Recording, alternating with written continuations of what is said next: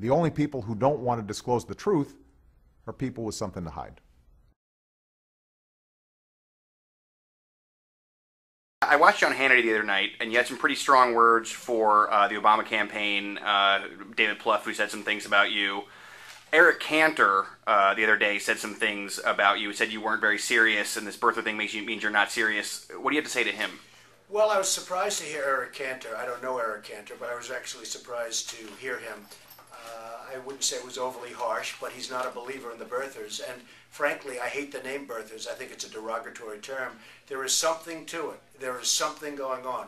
Barack Obama has not been able to give a birth certificate. They don't have records of him in the hospital. His family doesn't know where he was born. His grandmother came out in Kenya, and she said very strongly he was born in Kenya. Then 51 seconds later, after all the handlers were going crazy in the room, something else was said.